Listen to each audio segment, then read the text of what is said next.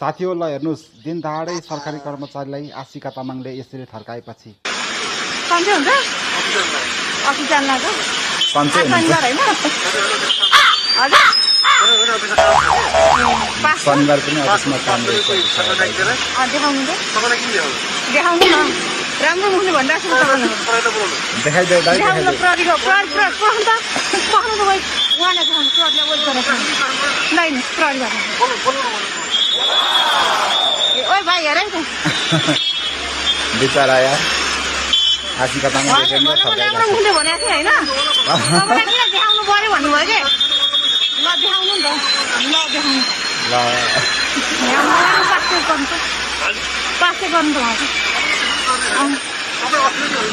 ल ल ल राम्रोसँग पनि भन्न सक्नुहुन्छ क्या त्यही कुरा पनि राम्रोसँग भन्न सक्नुहुन्छ त्यो कुरा पनि बुझ्नुभयो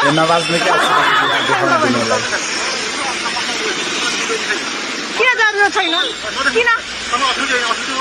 ओहो हो देख्नुभयो त सरकारी कर्मचारीको हेर्ने किसान मचा छ अरे के मचा छ अरे